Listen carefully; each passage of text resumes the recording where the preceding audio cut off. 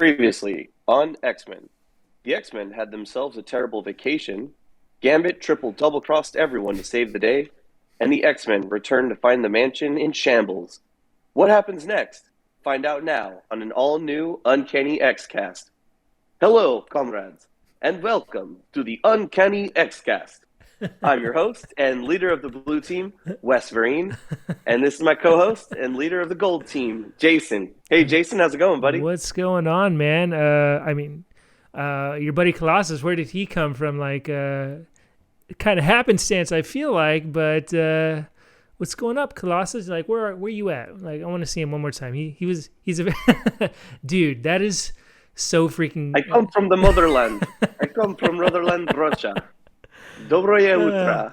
Ja govoruję niemiecko po-ruski. Yeah. Speaking of Pops, just random. Did you know that Mondo was bought by Pops? Is that what happened? Yeah, Mondo was bought by Pops. I didn't. I wondered what happened to Mondo. Because they were, that was the name for a long time. Yeah. I think it's still Mondo. I don't know, but I love Mondo's stuff, so I love their artwork. Yeah. I have some of their art books, their puzzles. But yeah, man, they were bought by Mondo or by Pops. By Pops, yeah. Yeah, Funko Pops are insanely huge. And they're like, I'm like Godfather 3. Every time I think I'm out, they pull me back in. They're this generation's Beanie Babies. Yeah. And, except they're staying. We're not doing it with, and we're doing it with the hopes of reselling it. We're like, no, I'm going to keep this. Yeah. I started collecting them like 7 years ago, and I still, like, there's another fever. Like, I got the itch again. Start buying some more. I get the itch every now and then, yeah. But yeah, man, it's good to see you. Excited to talk about this episode. Quick thoughts? No. Oh, I'm sorry. No, I'm happy to do that. Good to see your face. So, and I'm excited, man. I'm excited. We got a good episode today, so I'm excited to dive in. Yeah. And your thoughts? Yeah, man. I actually really, really enjoyed this episode. I mean, I knew the Juggernaut was going to be part of this in some way. And don't hate me, the only Juggernaut I know is Vinnie Jones at this point. And wait, what gave it away? How did you know the Juggernaut was going to be involved in the episode titled "The Unstoppable Juggernaut"? I mean, I just had a kind of an inclination that this is something. I feel like something's going to happen this with the Juggernaut, with our man Juggernaut over here. But nothing gets past you. No, I'm sharp as a tack here. Yeah. Is that the saying, right? Sharp as a tack? Yeah, it'll work. Sharp as a Wolverine claw. But yeah. Yeah, Vinnie Jones. Vinnie Jones, big soccer. Was he soccer or rugby? I think it was. He played football. Was it? But I don't remember him in the NFL. No, I don't remember him in the NFL either. But the only Juggernaut I know is Vinnie Jones, and that dumb meme that came around right around the time the third movie came out. I'm a Juggernaut, bitch. I don't even know where that came from, but I remember that movie. Get away with saying it. Yeah. What about you mentioned Deadpool 2? Is he in Deadpool 2? He tears Deadpool in half. Wait, he does? I've only seen Deadpool and Deadpool 2 once each. And does he really tear Deadpool in half in Deadpool 2? Yeah. No way. Nuh-uh. Remember they throw him in the pool and they electrocute him? No. And then at the end he reemerges. It's like he can't be stopped. No. Oh gosh, I own both of those movies. And I like both of those movies a whole lot. I don't remember that. If we had more time, I'd say stop right now, go rewatch the episode, and we'll resume after, because I want to get your opinion on it. But in any event, that was the only Juggernaut you remember. So what did you think of the appearance of the Juggernaut in this episode? Man, I like the design of Juggernaut in this. He's such a tanky, bulbous dude. I love the voice acting for him. It's just kind of, it's like the goofy-ish, but not menacing, just kind of a weird. I can't describe his voice, but it's like it fits his character so well. And you could tell, or the voice actor doing it had fun, Hmm. because it just Juggernaut feels like he's a bad guy who's having fun being a big brute. Yeah, He's not like one of those dum dums that's just like, me rob bank, me do dumb stuff. Like, he's having fun. He's he's making puns. quippy. Yeah. Yeah. It's so refreshing to be like, oh, this guy is. It made me want to be a Juggernaut. Like, I just love it. And I agree with you. I love his design, and I feel like at a certain point, I don't know if it was the '60s or '70s, but in that bracket of time, I feel like all the superheroes and supervillains all shopped at the same store, because they all have these boots. The boot type that I'm talking about, the boot that like they folded the top part down, but it's like Yeah. thick. Yeah, Hmm. I don't know, but yeah, and I also love how his head, when he's got the helmet on, his face seems to be wide Like to it's just a accommodate the big helmet, old, yeah. but then when they take it off, it's like a normal It's just a sized head. head. It's just like Yeah, his. He reminds me, like, I don't know why, but having him with the helmet on, just it feels like his head is like a an amorphous, or doesn't have bones, but kind of like a Kirby. You know how in the newest Kirby game he can just suck up anything and becomes that thing. His yeah, head just grows to whatever size he puts. yeah, He puts his head into a helmet. So it was just, yeah. I liked it. It fills the container. Yeah, Um, his head's a yeah, liquid. cool, man. And so you're not too familiar with him. I was going to ask you where he ranks in your X-Men villains, but I mean, Yeah, he's definitely one of the more popular ones. I know of him. Um, he said some stuff in this that I'm sure I'll try and touch upon later. But other than that, he said something about his brother. I don't understand Oh, like what that's about. yes. I Again, we'll talk about it. But yeah, I don't know too much about the Juggernaut in general. Like, he's just super strong, but he also, I don't know. Okay, cool. Well, then let's get into it. I'm doubly excited now. Cool, man. All right.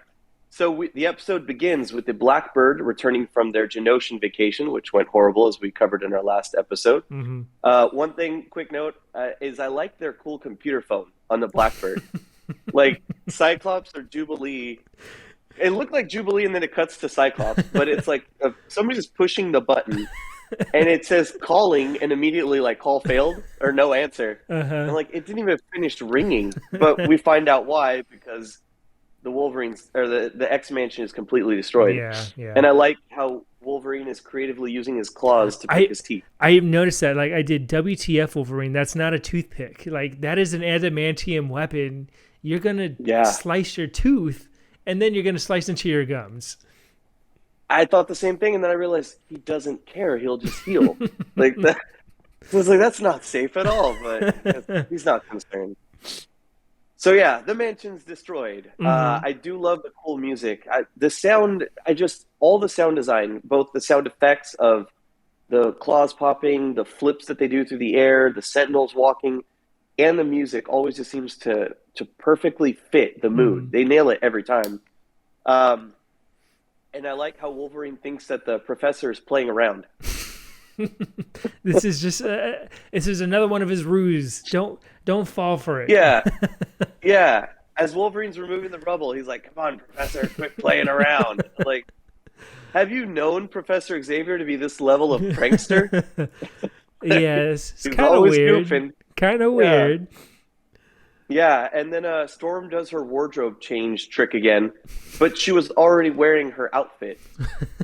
Like, they cut to the shot of her going from the legs up, and she's Uh, going through a metamorphosis, but she's I don't know. It was cool. It's a cool shot. mhm. And then Jean Grey delivers a brilliant line of, "He's gone, or unconscious, Or or dot dot dot." It reminded me of, but the unintentional version of Reservoir Dogs, where Mr. Blonde says, either he's dead, or alive, or the cops got him, or they don't. Like, yeah, basically all you're saying is every scenario is possible. that line delivery. Now that you said it, this is a famous clip, right? It's the clip from Trolls 2. They're eating them. They're gonna eat me. Oh no! Have you seen that clip? It kind of Yes. was like that kind of line delivery. Like it wasn't. It Yes. was kind of just weirdly paced, like for something so urgent. It made me think Yeah. of that. God, I'd love to get a J Cubed episode where review Troll 2. My A night in Nilbog. my dad listens to this podcast, and I let him know that Hey, Mr. Casillas. yeah, that we talked about Kung Pao, and that is one of his favorite like comedies of all time too. And I want to do a I'm not going to get into it, but we should do something where we talk about Kung Pao. Like I don't know if Jared or John have ever seen that. I think John might. I don't know if Jared has Yeah. ever seen it, but we should definitely talk about Kung Pao one of these days because it's so good. It's a classic. Yeah. And I'm due for a rewatch.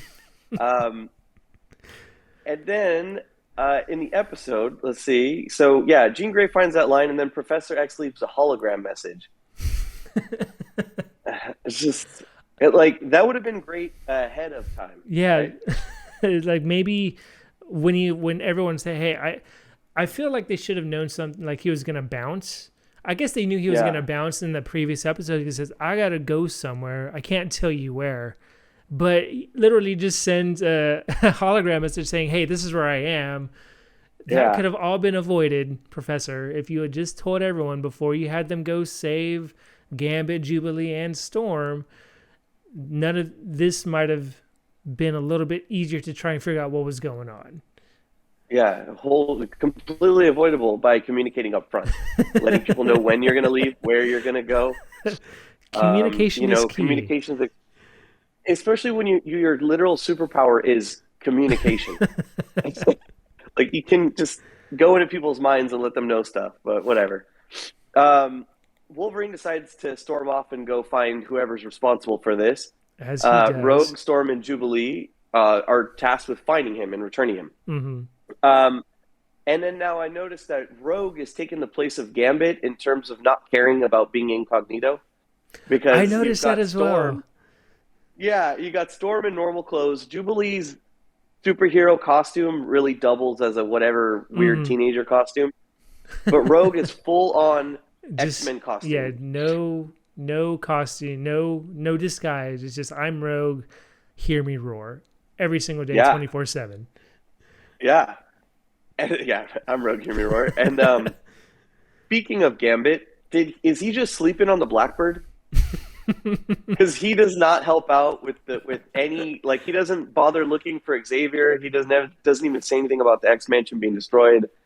He just disappears off the plane. He was on it last episode. Now he's not there. I think, was it the beginning or the end of this? Like Wolverine and Gambit have like a little bit of a tiff when they're trying to help. Next episode. Oh, is that the next? Okay, never mind then. Never mind.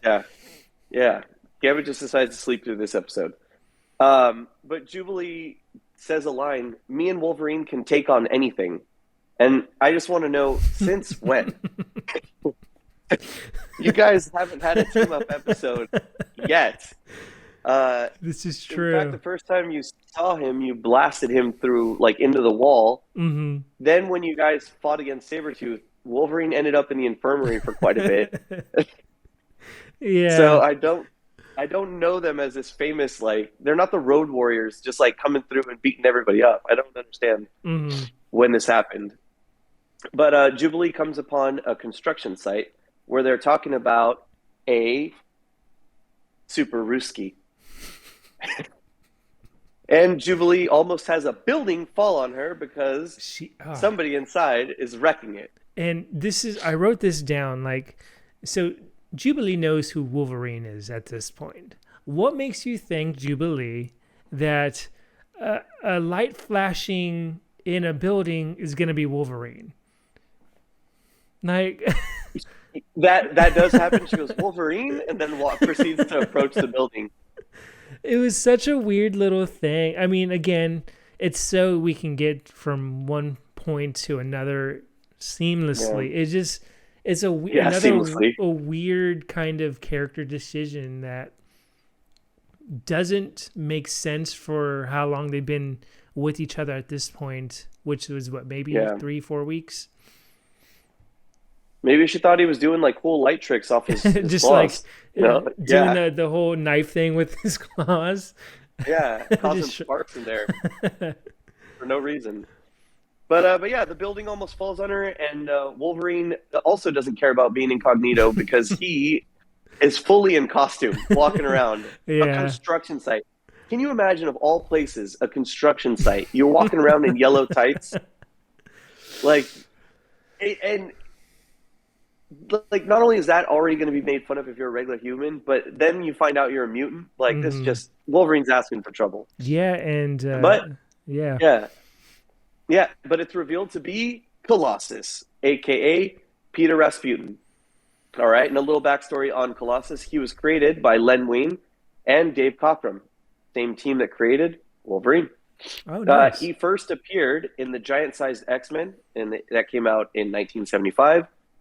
Dave Cockrum actually, and Roy Thomas was involved as well. Roy Thomas, we covered in Cold Vengeance, was the Marvel editor-in-chief that replaced Stan Lee.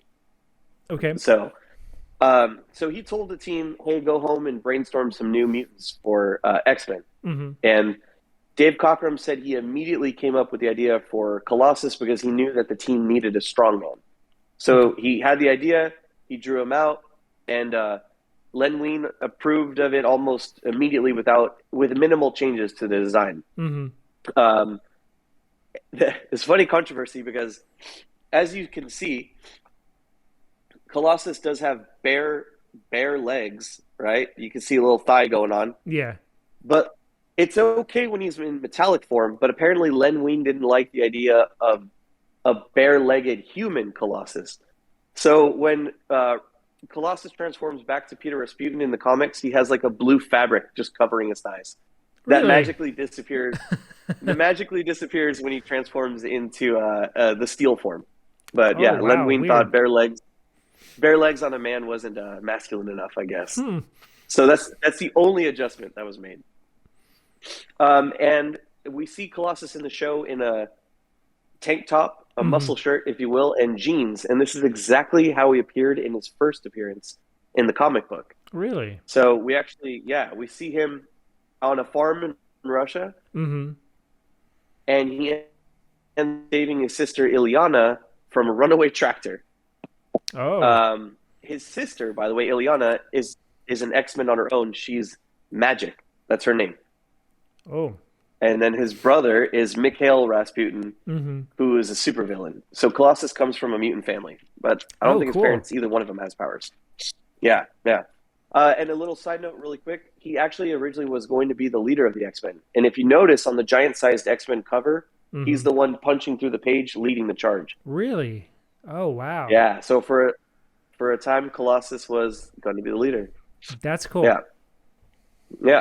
And in this show, he was voiced by Rick Bennett, who unfortunately passed away in 2019. Oh, wow. But Rick Bennett actually had a 40-year career in theater, plays, all that, being an actor.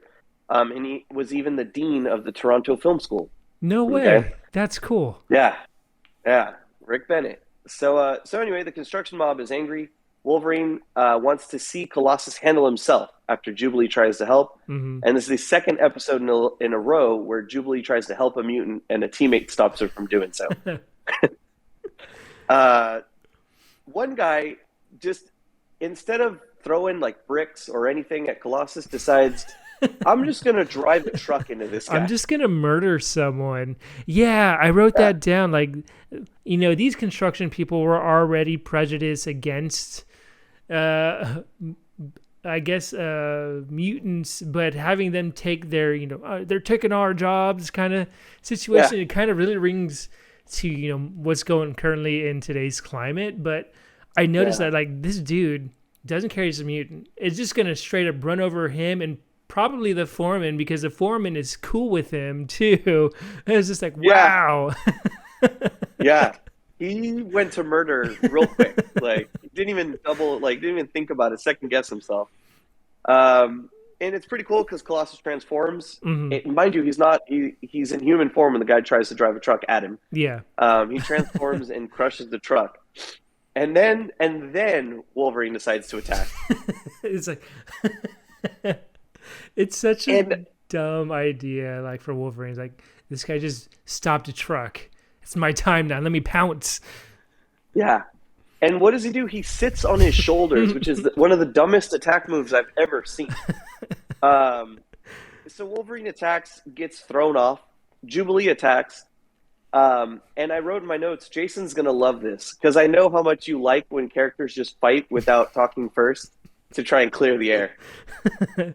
Yes. Oh my gosh. Like, I hate it. I hate it. I hate it. I hate it when people Yeah. don't try and talk. And come on, X-Men, y'all have been through this a few different times now. You should know.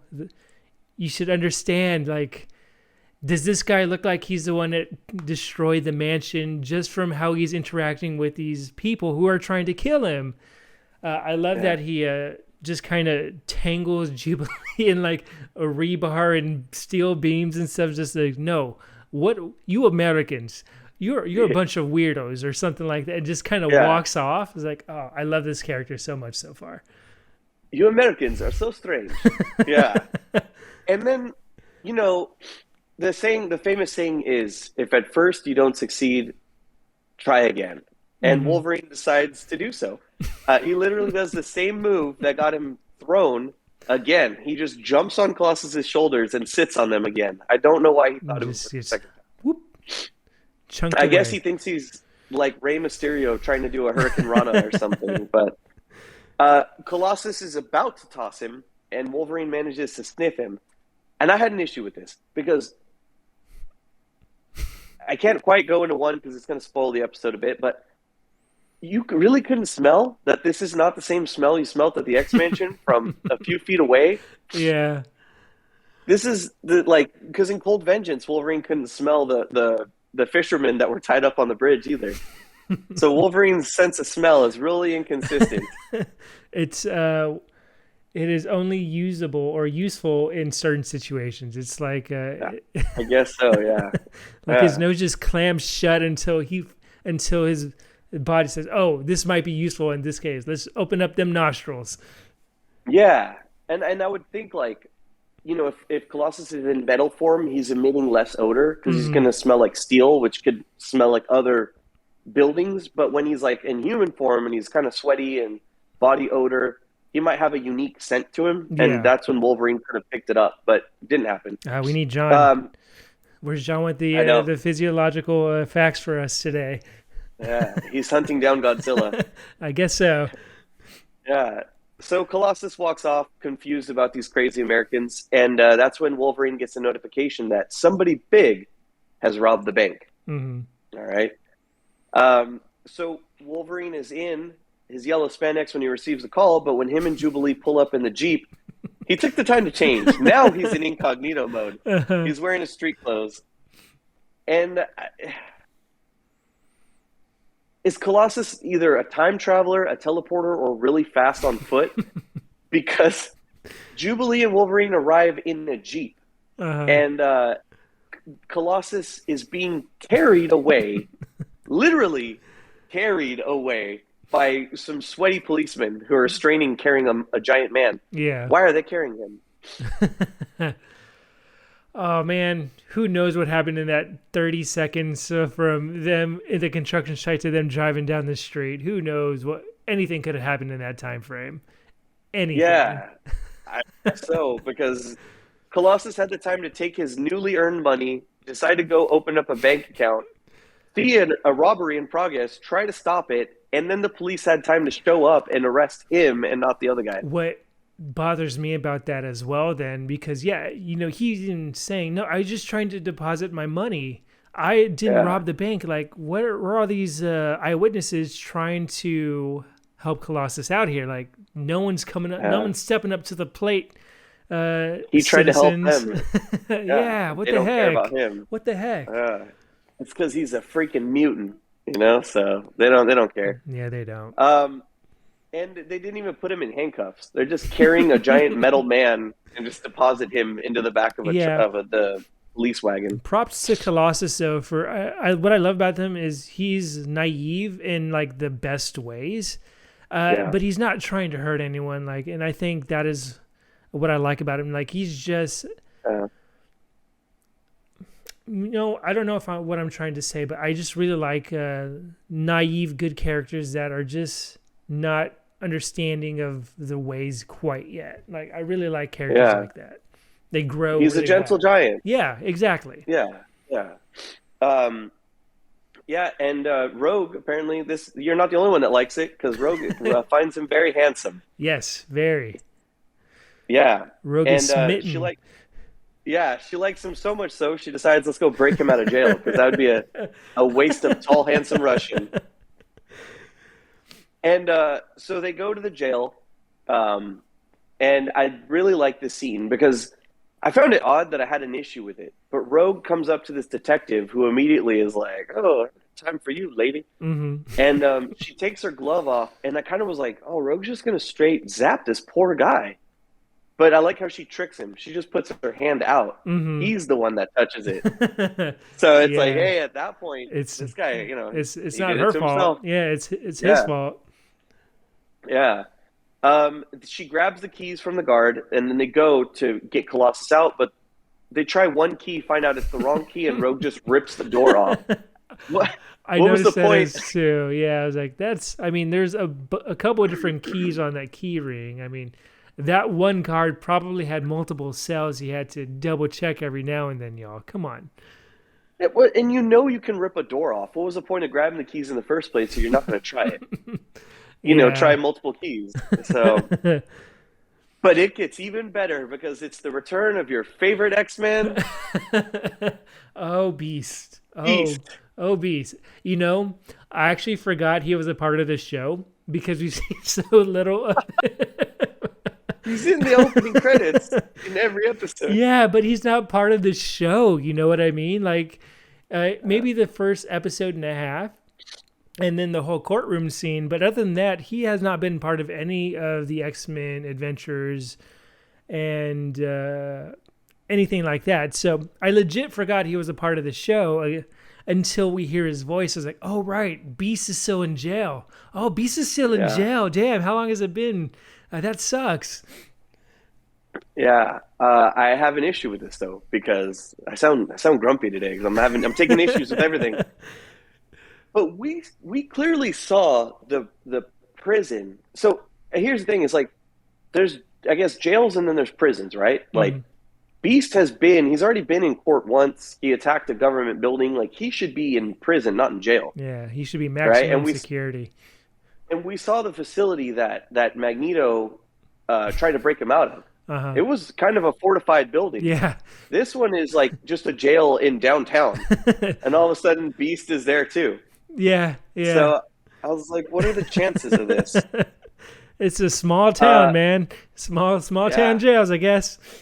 yeah, New York City, the small town, the smallest town. But yeah, so they try to break out Beast. Beast turns him down. Colossus even has his own reservations, which goes again to what you're saying about the guy who's naive, innocent, that has a good heart. He's a Hmm. moral compass character. Yeah. Yeah. Whereas, yeah, where you got Wolverine and Gambit who are a little dicey and willing to play in the gray, Colossus is a true north moral compass kind of guy. Hmm. Um, they break Colossus out of jail, and who do they encounter? But go ahead and say it, Jason. The line from X-Men: The Last Stand. It's big man himself, Vinny Jones, big old There you Juggernaut. go. It's the Juggernaut, bitch. Yes. AKA Kane Marco. Kane Marco is his real name. Okay, so here's a Oh. little backstory on the Juggernaut because, yeah, like you said, your only experience is Vinnie Jones. Hmm.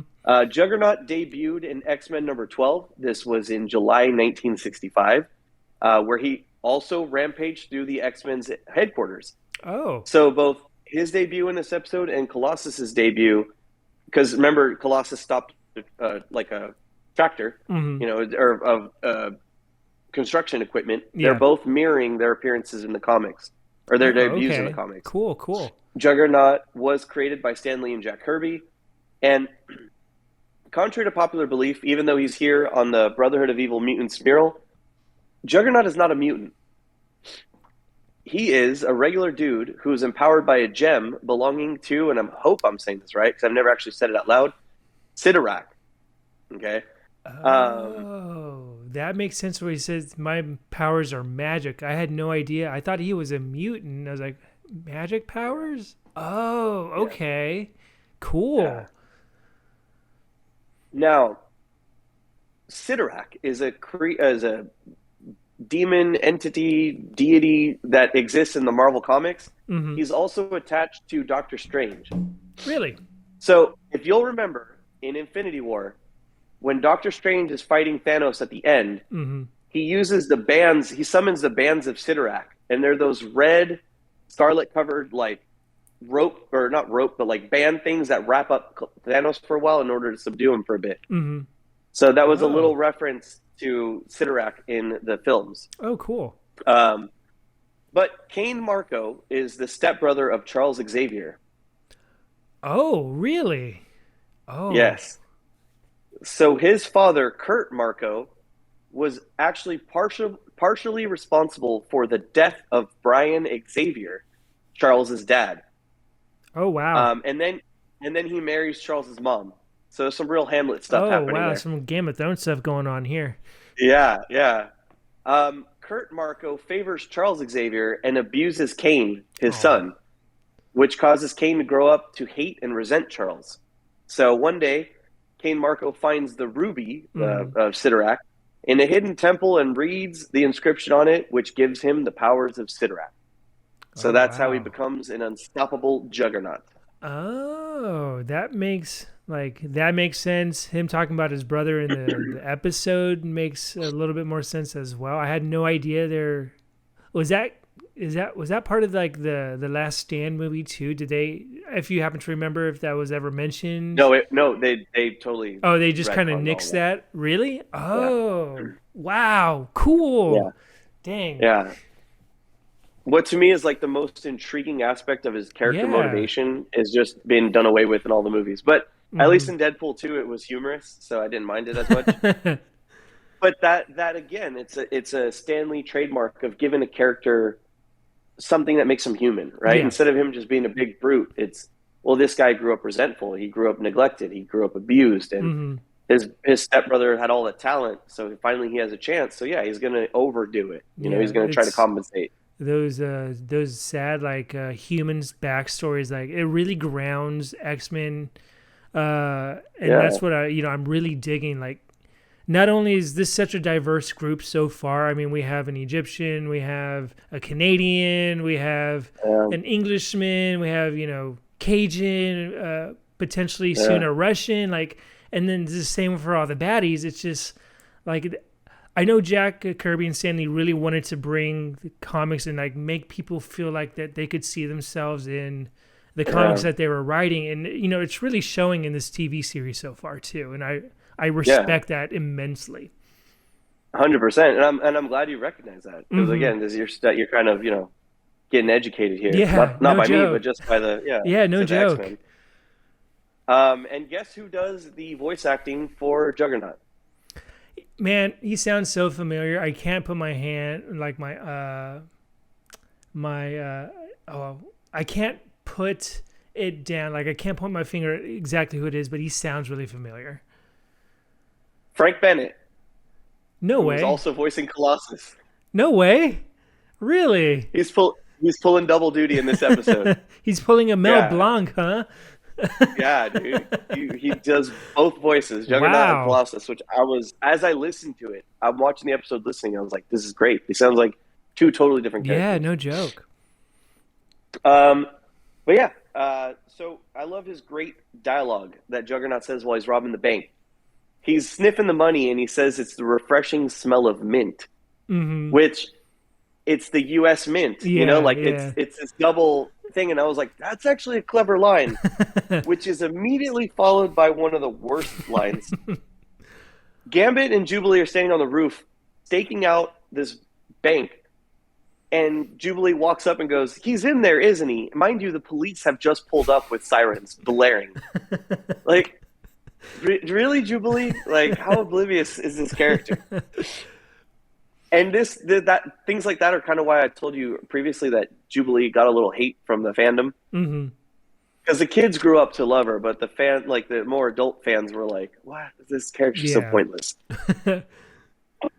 And yeah, and then there's a little bit of gray for me too because Wolverine knows that it's the Juggernaut because he mentions it's the Juggernaut, and there, I'll get ahead of myself here, but there's a little bit of inconsistency as to whether or not the X-Men have fought Juggernaut before. Hmm. Because if Wolverine knows that this is the Juggernaut, how did he not recognize the scent back at the X Mansion? Yeah, I wrote something about that too. Excuse me, because I remember that line where he says it's the Juggernaut. I'm like, does Juggernaut know the X-Men like from something previously?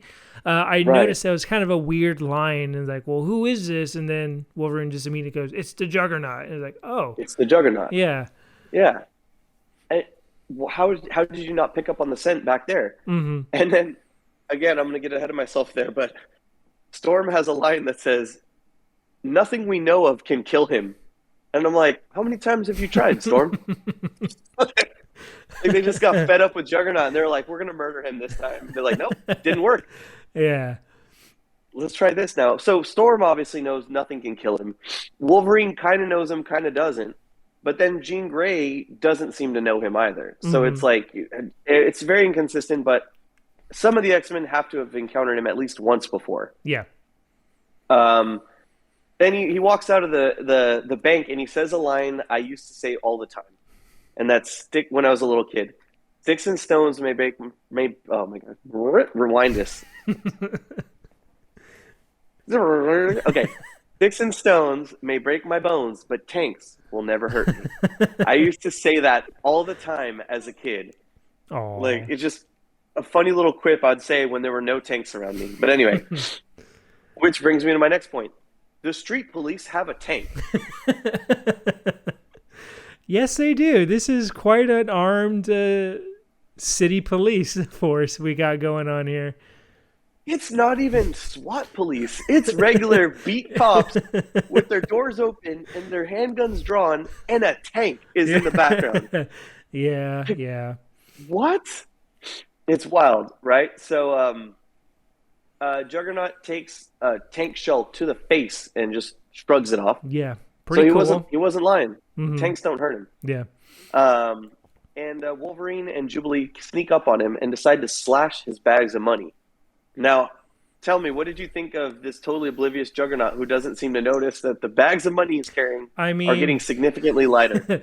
perhaps his helmet being so big is just he's just hearing himself breathe, and that is just the echo in his helmet. And perhaps because of his muscles are so huge, everything feels the same.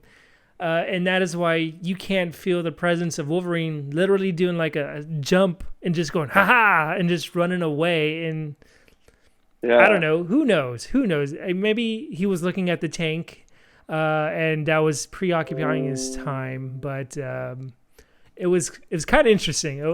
A very interesting way yeah, to foil his plans. And then just to give that money to the citizens of New York. I don't know if that is yeah, how that actually works. I'm pretty sure that's also illegal too.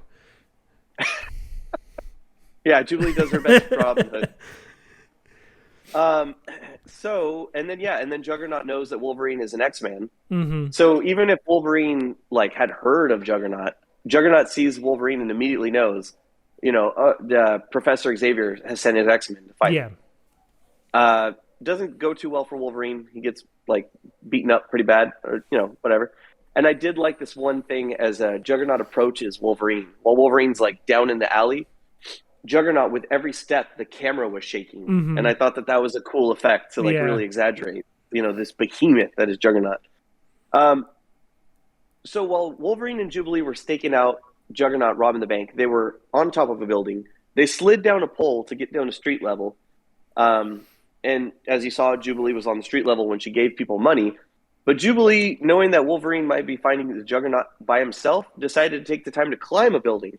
So she's back on top of a roof, shooting her fireworks at Juggernaut, who Hmm. says, "What is this, the 4th of July? How come nobody told me?" And this is another line I used to taunt kids with on the playground. What's she gonna do? Hit me with a diaper? I did really like the lines that he was like, as you mentioned at the start, he was. This is a He's fun, having fun. yeah. It's just a Yeah. fun bad guy. Like he's evil, but he's. I love his lines. Like it's just they're so cheesy that they're good. He's so unbothered. Yeah, You know, exactly. he's not like, Magneto had this air of arrogance to him. Hmm. Other villains that we'll get to have this very like um, doomy bad guy, ultimate doom kind of thing to them. Juggernaut is just is it's fun. You're Yeah. in on the fun with him. And yeah, I used to whenever kids would talk, like whenever we trash talk as kids, I'd tell them like, "What are you gonna do? Hit me with your diaper?" So good. Put the fear of God into kids back then.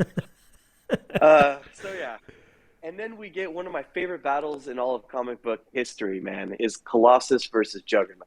I love the idea of Colossus's metal fist just punching into Juggernaut's reinforced helmet and just Hmm. bing bong. Them picking up beams and hitting each other with it, throwing trucks at each other, like Yeah, just yeah. property damage. I Man, love it. they must. This city must be shelling out some money to fix these buildings every single week. Yeah, I would hate to be the mayor. It's Because calling us billions. I tell you, billions.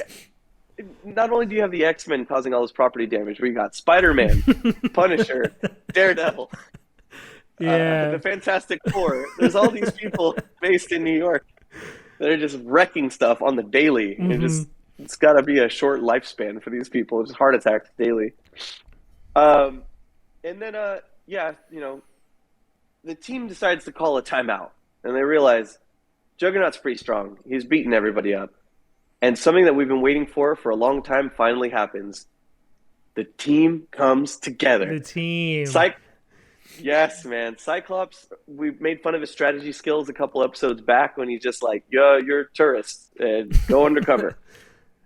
He Yeah. actually comes up with a plan. He calls it. He's like, guys, the only way this is going to work is if we're going to work together for a change. And he gives Wolverine a stare down. Hmm. But Wolverine decides to, fall in line.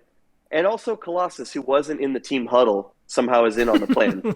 Yeah. Yeah, but what did you think of this? Because I've loved it for my whole life. I would reenact this with my action figures. And even when I write stuff, I'll go back to this scene of how the team came together and worked as a team. Hmm. What did you think of the sequence? Man, I really dug it. Like that, it kind of calls back to something that they started at the very beginning of this episode. Is when Storm and they're trying to build everything back up. We're seeing all of their individual powers, but they're trying to be one cohesive unit. Or that is the end goal, but it didn't happen. Fight, Wolverine stormed off, yada yada yada. We come to here. Morph Died. Everything that's happened up to this point. But I really They lost against Magneto.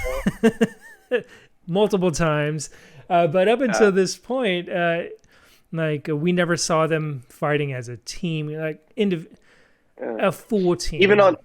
Even on Slave Island, Storm just went. Yeah, went she rogue. went. She went yeah, ham. Yeah, she kind of did it herself. Yeah, and then Gambit didn't reveal the plans to them, so there's been a lot of like hero ball, as they say in basketball. Hmm. And here you really see the team. Jubilee comes out as a distraction.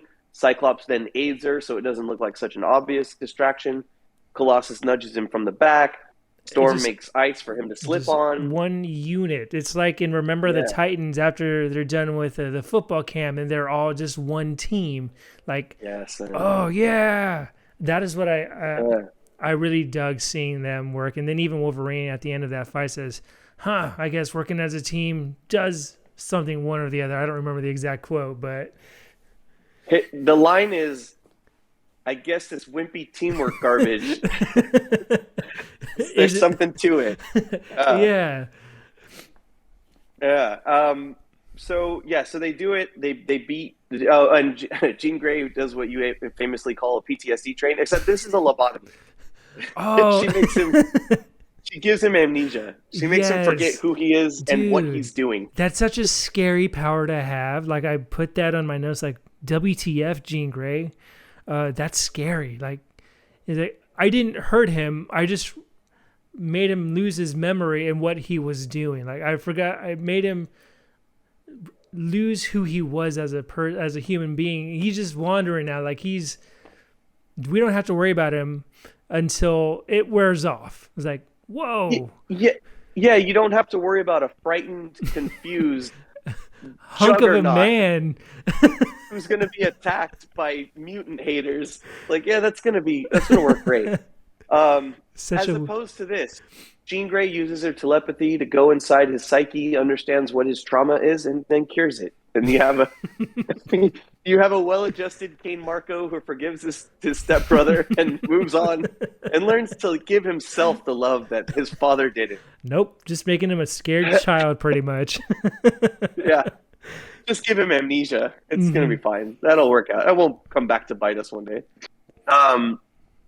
Yeah. So let's see.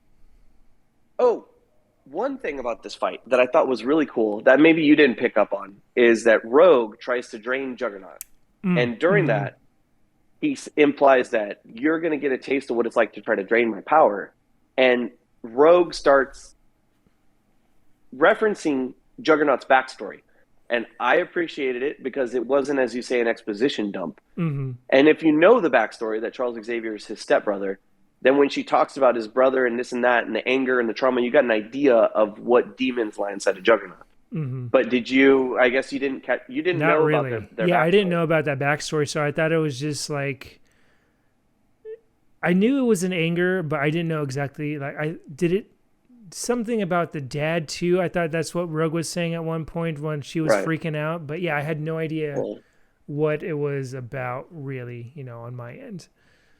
So now that you know, what do you think about doing something like this to explain the backstory as opposed to Xavier, going on about how just telling his life story in the corner, just staring at a wall. I like this more because it feels more storytelling wise. It feels more in line with the actions that brought up to that moment. So it's not just, hey, let me tell you why I'm like this, which is, it can work in certain instances, but I also feel like sometimes it can just kind of be a lazy way of explaining stuff and like putting it within the world. So I really dug how they did it, how they went about that, and just shows really like what Juggernaut is feeling inside and just, the type of power that he actually has pent up in him as well. Like that Rogue can't even... it is more for her to handle than she thought it would be on her end. Yeah. Probably the first time, maybe she's ever come across that too. So a genuine shock to her. But Rogue starts falling from the sky. And I love that it's Colossus who catches her. Yeah. Because it tied together her calling him handsome in the beginning. So he gets to be the hunky hero for her. And something really cool that I noticed that I'm wondering if I've ever seen it in a cartoon show before. They rack focus. I'm not familiar with that term myself. Ooh, all right. So some film stuff. Rack focus is when you have, like, let's say a character in the foreground. Or let me switch. A character in the foreground and a character in the background. And now this character is in focus.